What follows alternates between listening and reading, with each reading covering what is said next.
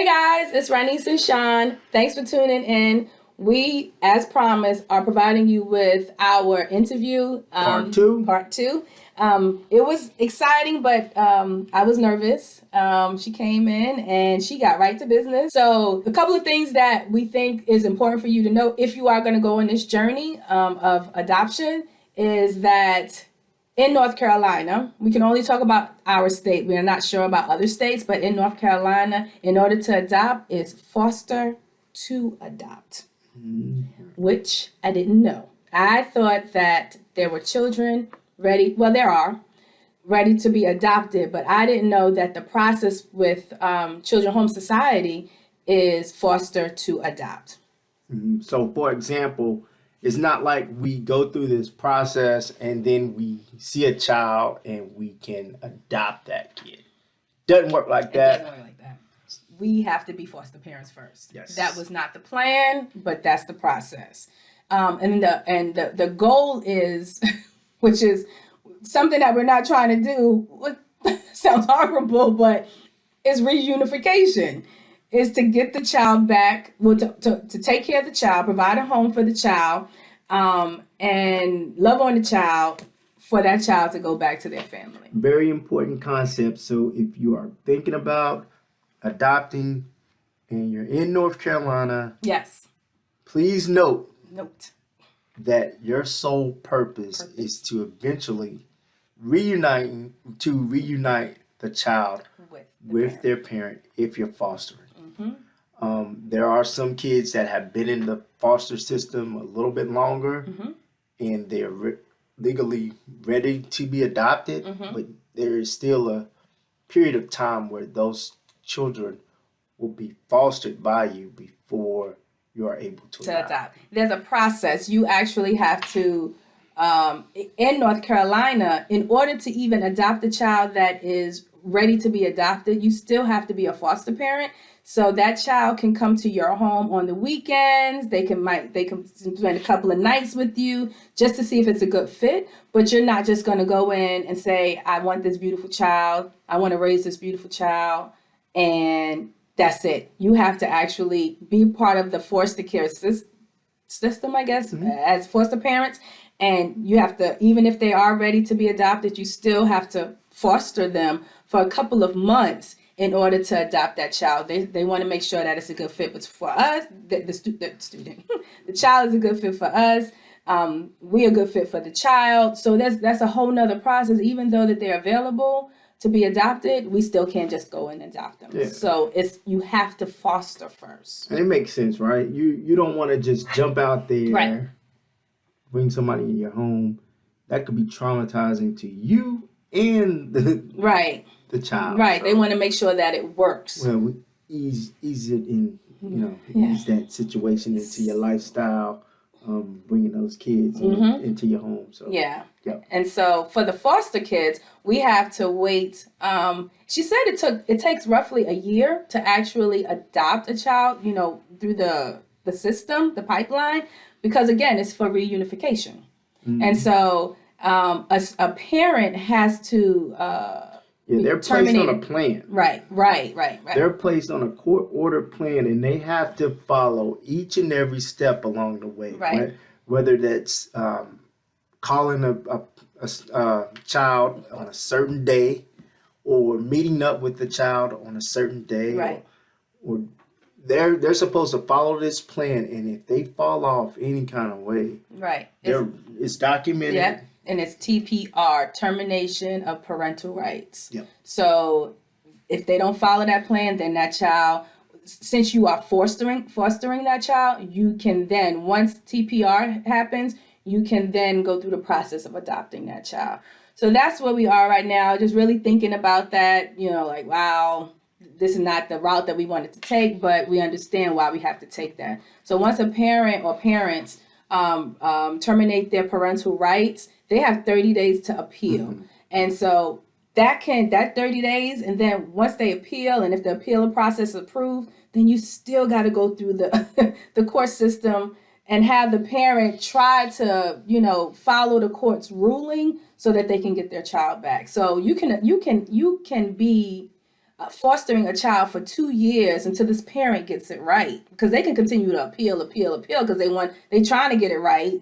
I don't know, whatever the reason, they're not getting it right. And if it's approved, then you're still fostering a child, but the child is not legally yours, which is the route that I really wanted to take. And at any point, if a blood relative steps in and wants to foster the child, we get kicked to the curb, no matter how attached we are to the kid at that particular time. So, I mean, it's learning. We're learning. And again, sharing this information for anyone that is really thinking about going through an adoption process. And again, this is for North Carolina. It could be completely different in your state. My concern is attachment. Like, this child comes, she is just beautiful inside and out. And we are fostering this child for 2 years. Parents is, trying to get it right, and they finally get it right. And then the child is back home, and, we're left with, sorrow and have to start the process all over. So I did ask her, I was like, is this a revolving door? Like, you send us one child, and then this child gets reunited with their parents, and then now you send us another child. That was not my goal. My goal is to actually adopt a child. And so she said that could happen, but majority of the children, they are in the system for a while their parents is trying to get it right. And unfortunately, some parents court orders them to terminate their parental rights. And so, but she's, I guess it's like a waiting game. Like, we just got to really wait and see what happens, which really sucks.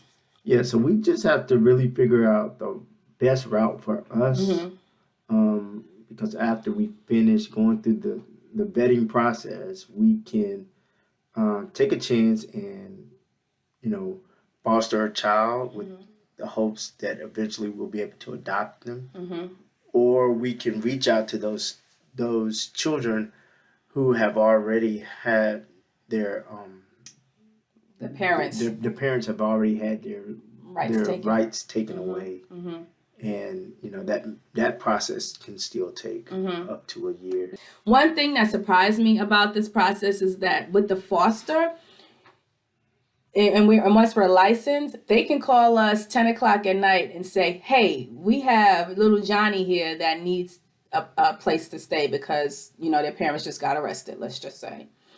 We know nothing about little Johnny. So remember that questionnaire we talked about in the previous video about all the questions they asked, what type of child you want to adopt? Johnny could be on all the ones that we said will not adopt or will not consider.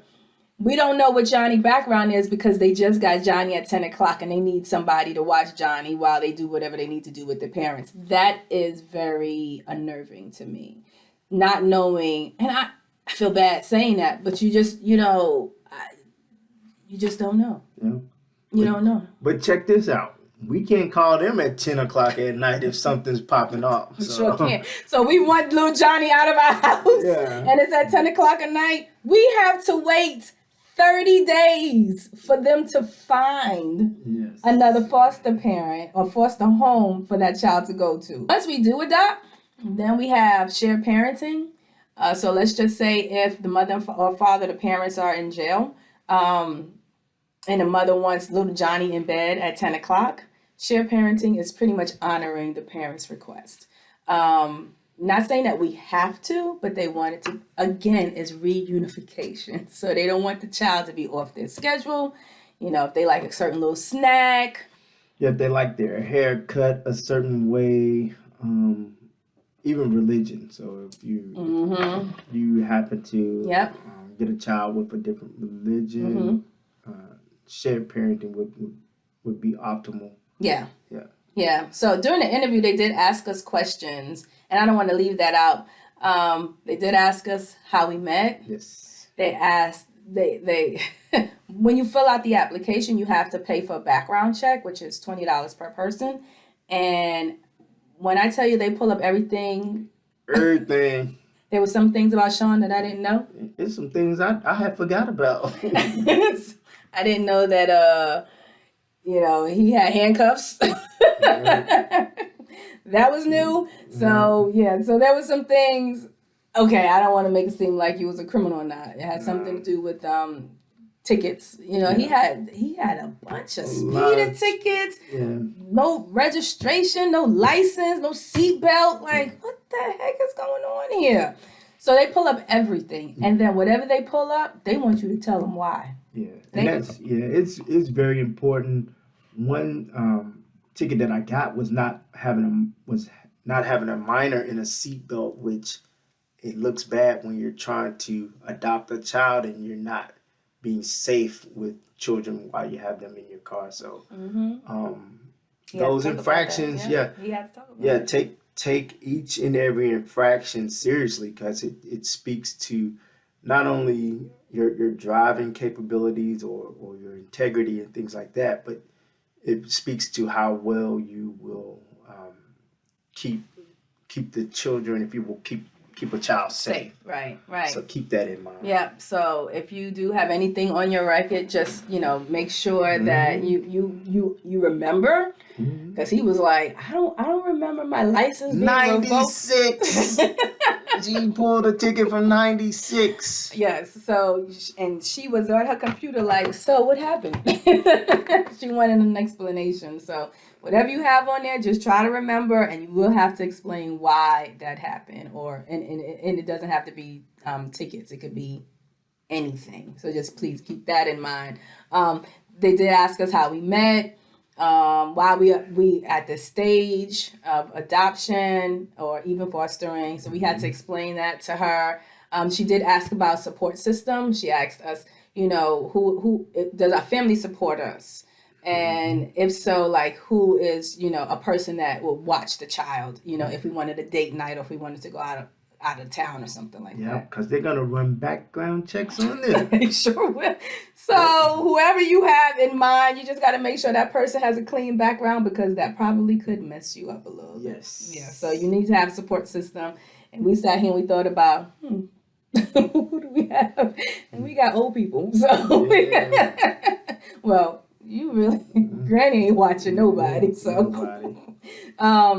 so just keep that in mind. And I think that's pretty much. So if there's any questions that you guys have, we are grateful that you are following us through this journey. Please subscribe so that you can continue on this journey with us. Please subscribe, like this video if you want to continue this journey with us. Thank you so much for watching. Thanks for your support. We appreciate it. Soon we will have a little one. Can't wait.